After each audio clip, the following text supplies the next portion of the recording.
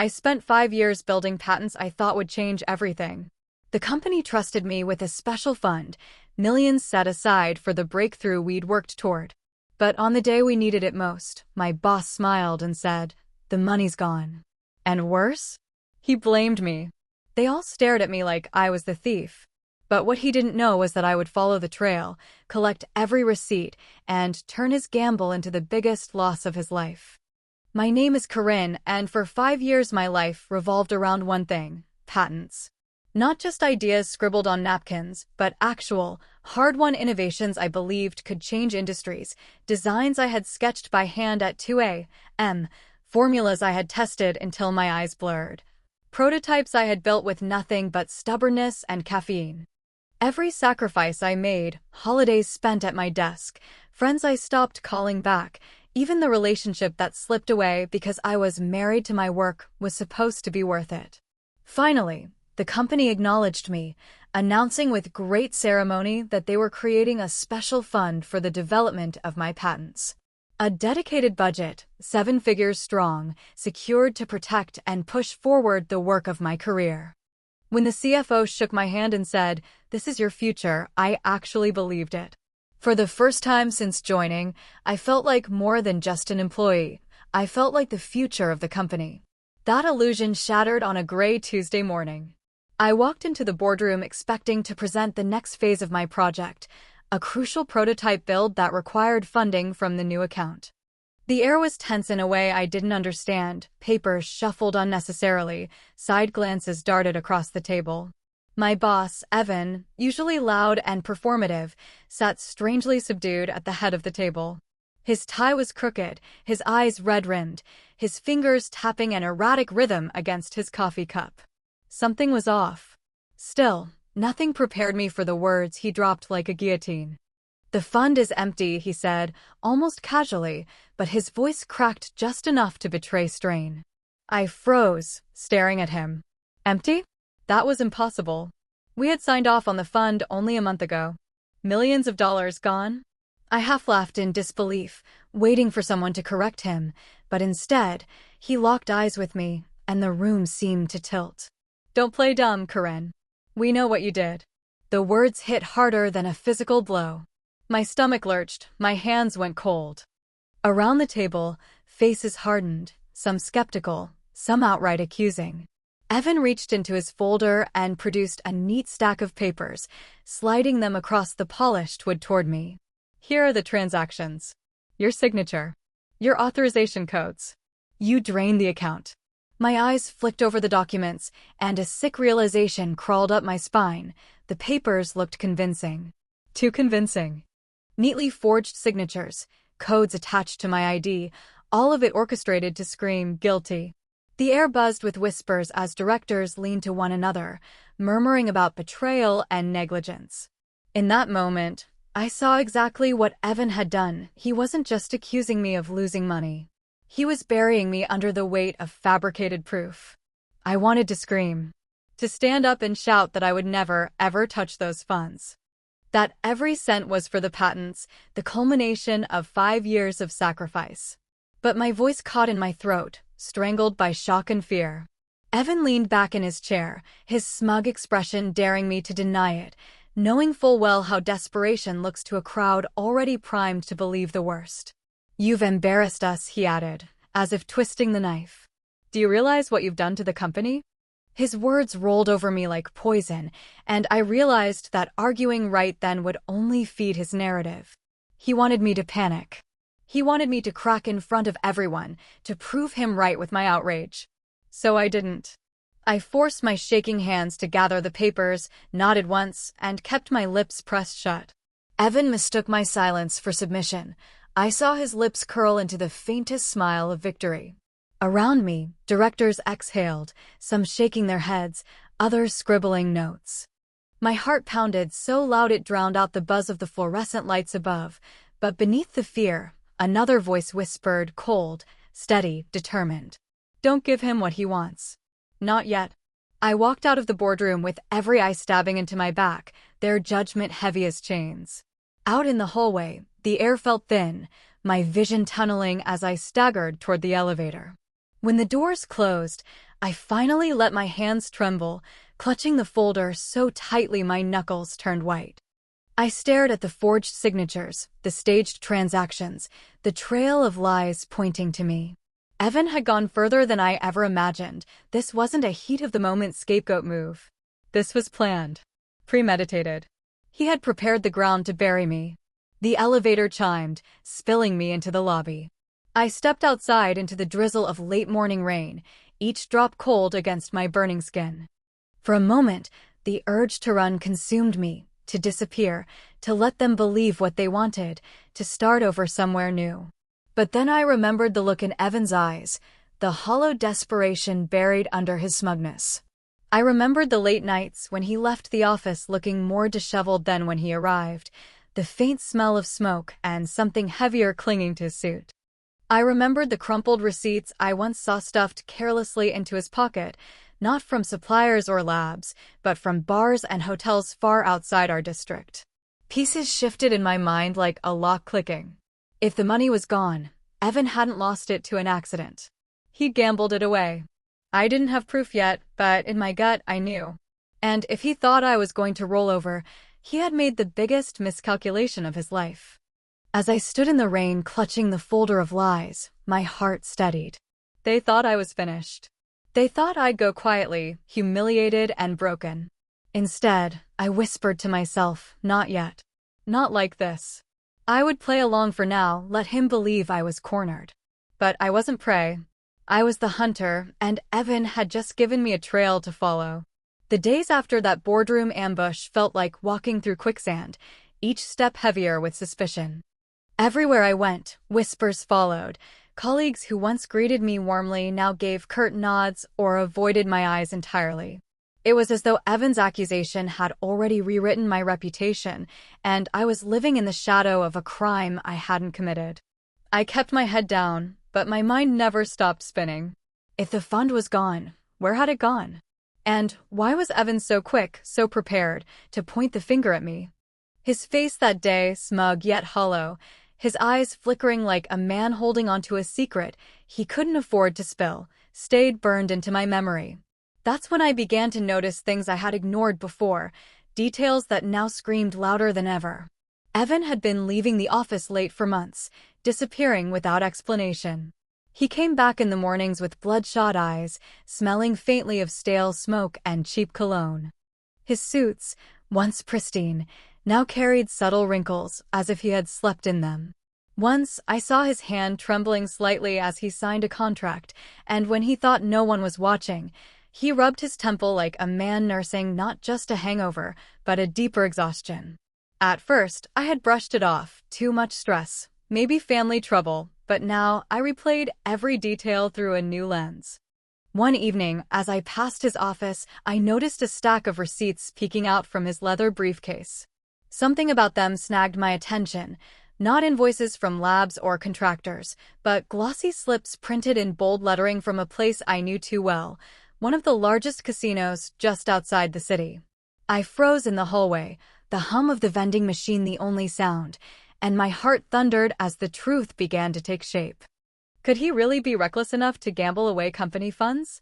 The thought was absurd, yet every memory fell into place. The late nights, the exhaustion, the hollow look in his eyes.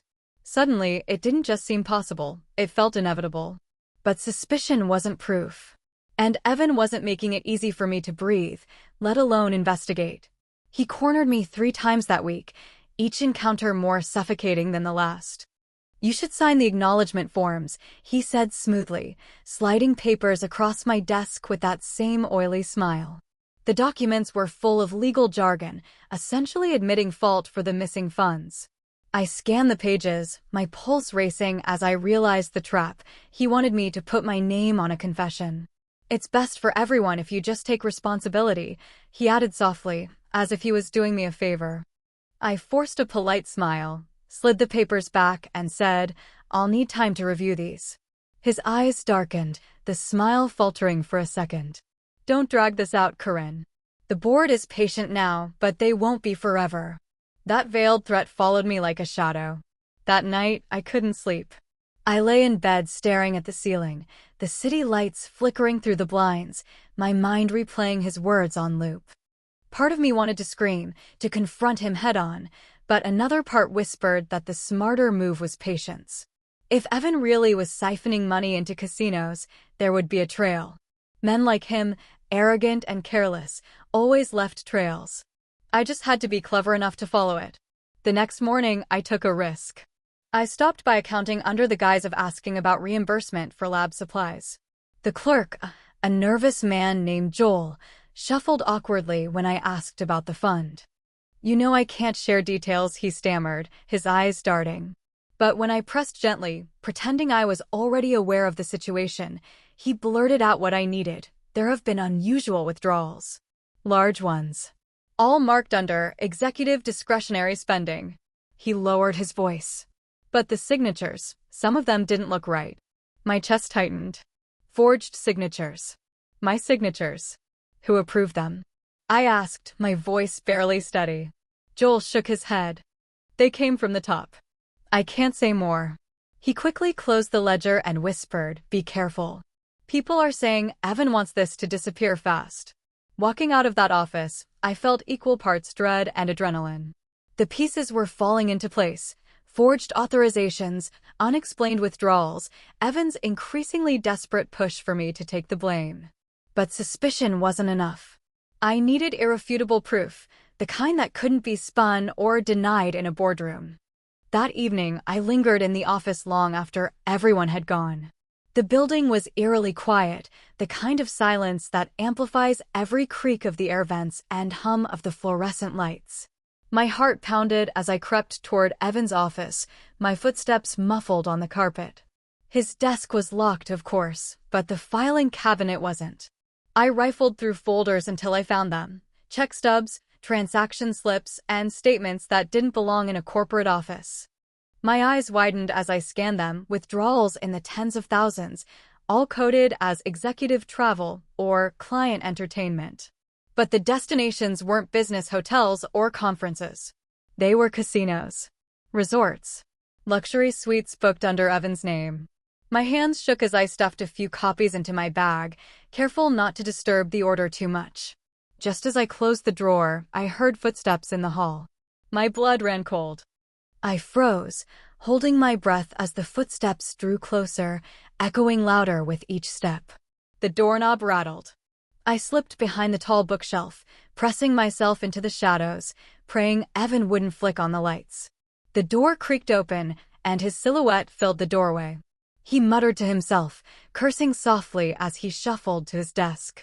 I squeezed my eyes shut, my heart pounding so violently I thought it would give me away.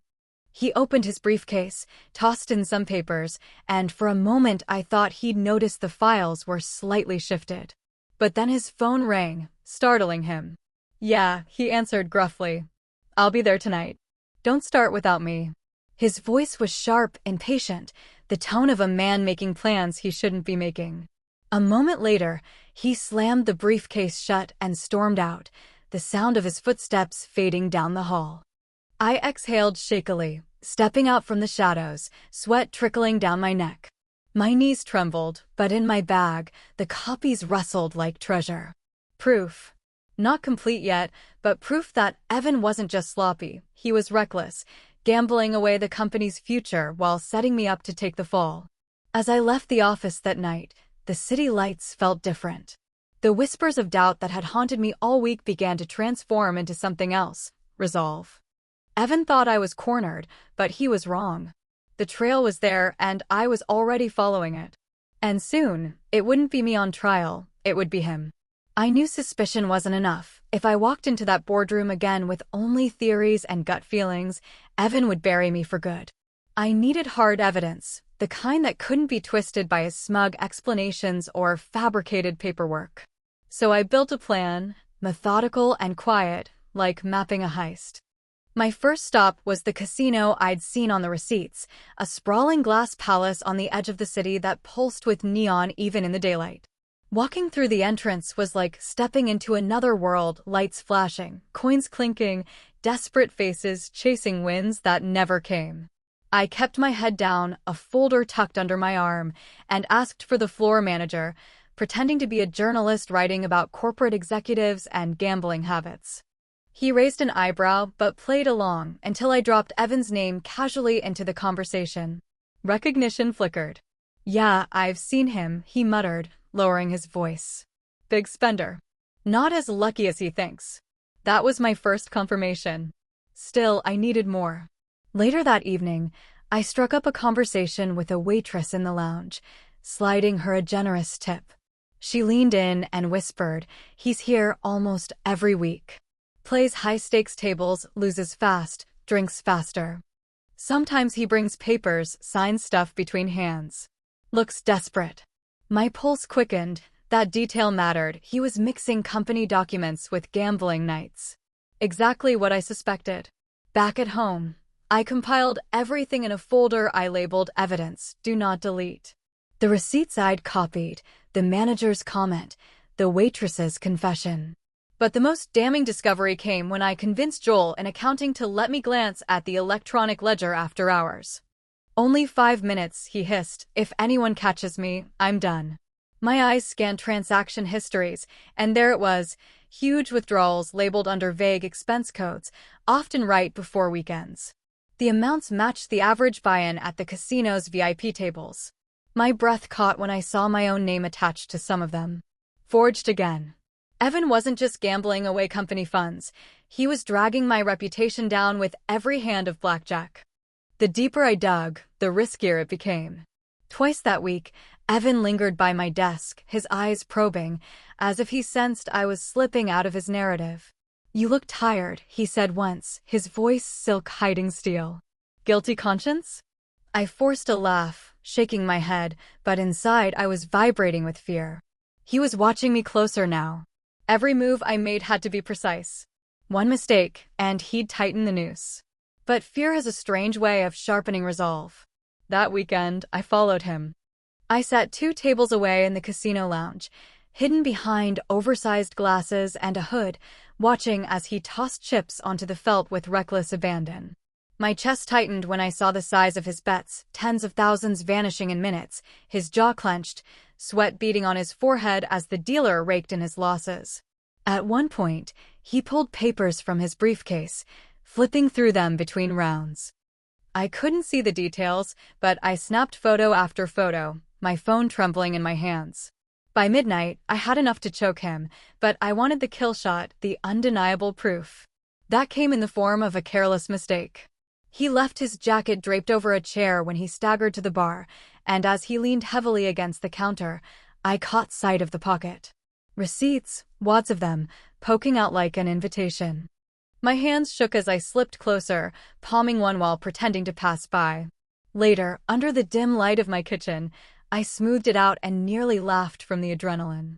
It wasn't just a receipt, it was a comped casino suite, billed directly to the company's expense account, signed with my name. The audacity of it made me sick. He wasn't just gambling recklessly, he was framing me in the very same transactions. That night, I didn't sleep. I laid every piece of evidence across my table, the receipts, the bank statements, the ledger screenshots, the testimonies, the photos from the casino, and now this, the smoking gun with my forged signature. The picture was complete. Evan wasn't a clever mastermind. He was a desperate addict, clawing at luck with company money, covering his trail with sloppily forged documents, and pinning the blame on the one person who had something to lose, me. But the danger wasn't over. The next morning, I returned to the office to find Evan waiting at my desk, his eyes narrowed, his smile thin. "Careful where you wander, Corinne," he said softly, tapping a finger against the stack of forged documents he kept parading around. "People might think you're digging a hole too deep to climb out of." My throat tightened, but I forced myself to meet his gaze. "I'm not the one digging," I said quietly, and for a split second, I saw panic flash in his eyes.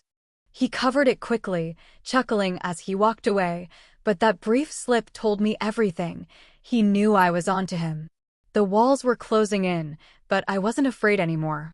I had the evidence. Now I just needed the stage to show it. The board meeting was coming up in less than a week.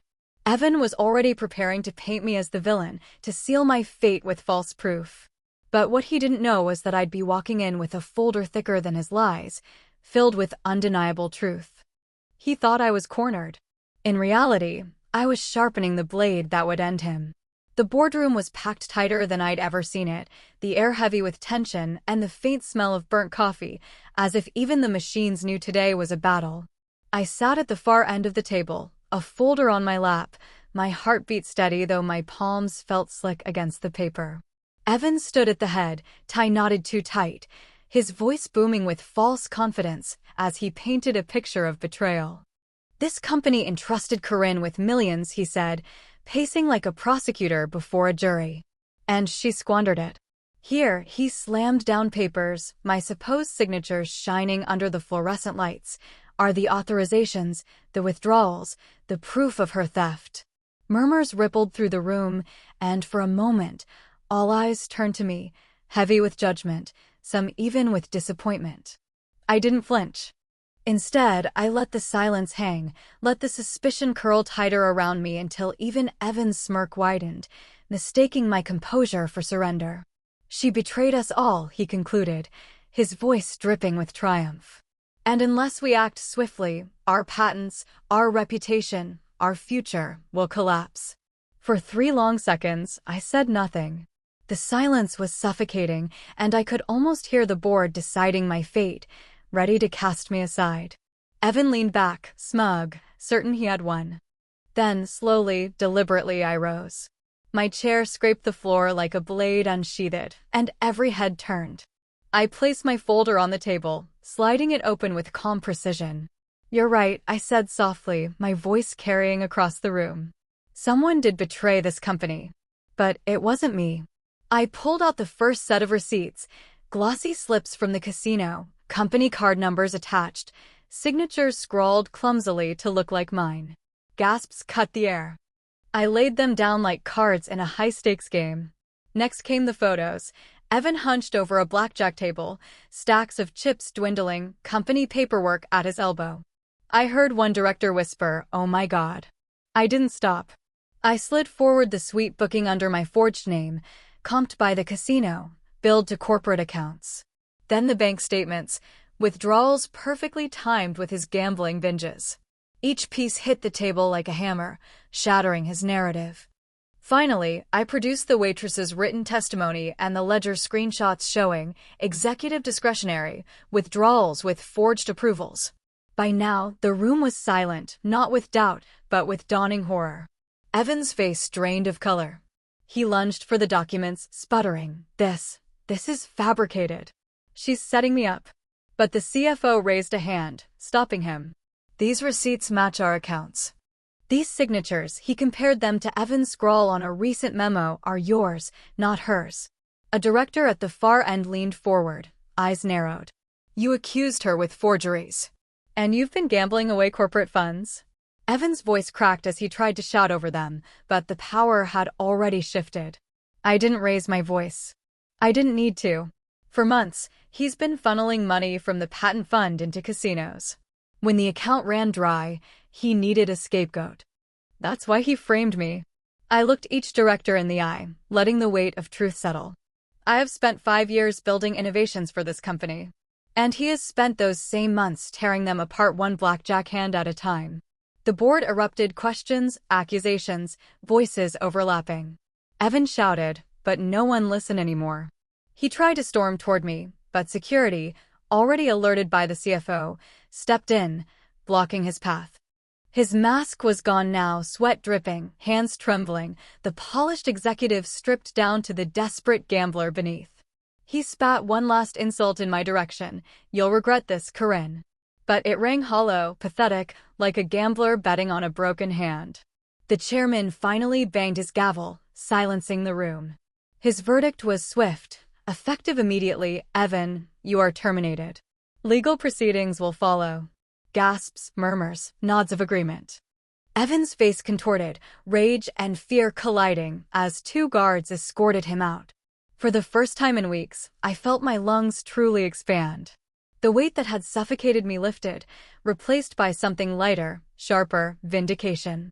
I looked at the board, their expressions a mixture of shock and newfound respect. The patents are still salvageable, I said calmly. But only if we focus on the work instead of covering lies. No one argued. No one doubted me anymore. In that moment, I wasn't the scapegoat. I was the woman who had brought truth crashing down on a liar's empire. The silence after Evan's removal was unlike anything I'd felt in months. For weeks, every breath at work had tasted like suspicion. Every hallway glance had felt like a judgment. But when security escorted him out and the door closed behind him, it was as if the air shifted, sharp, clean, lighter. I didn't let myself celebrate. I knew this wasn't victory yet. It was only the beginning of rebuilding what he had tried so hard to destroy. The chairman turned to me almost immediately. "Corinne," he said, his voice steady but tinged with something like regret, "what do you need to restore the patents?" That single question told me everything. They believed me now. They trusted me. And I wasn't going to waste that moment. I stood, opened my notes, and laid out my plan. Freeze all discretionary spending connected to the patent fund. Hire an outside forensic audit team with no ties to Evan or his allies. Secure the tranche that had been earmarked for prototypes. And grant me full authority over technical decision-making. There was no hesitation. Heads nodded. The CFO even scribbled down approved before I had finished. The same people who had stared at me like a thief a week earlier now looked at me like the only person capable of saving them.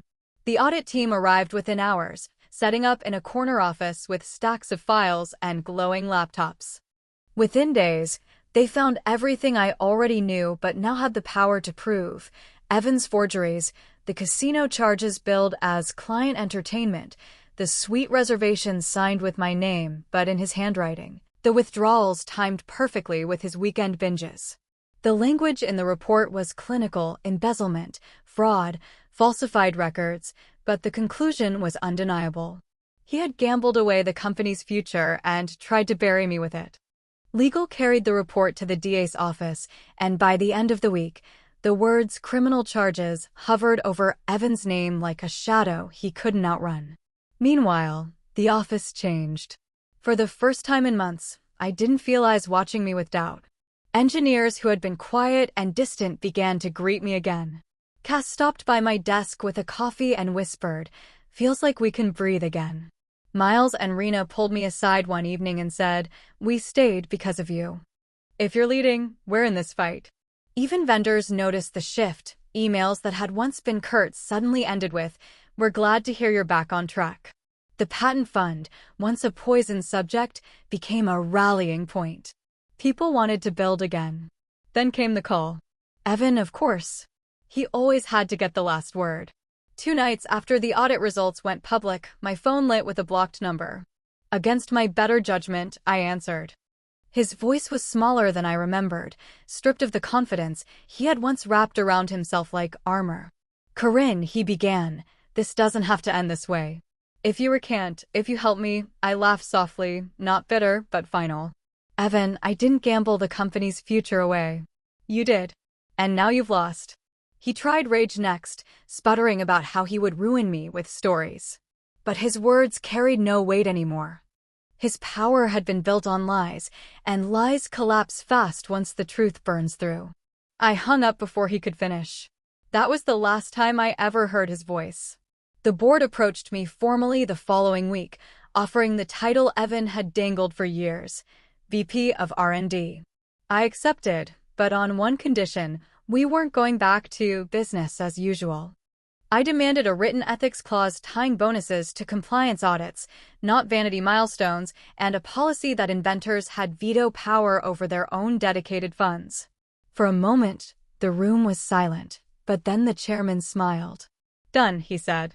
When HR sent the company-wide email announcing my promotion, I braced for whispers, but what came instead were replies filled with congratulations.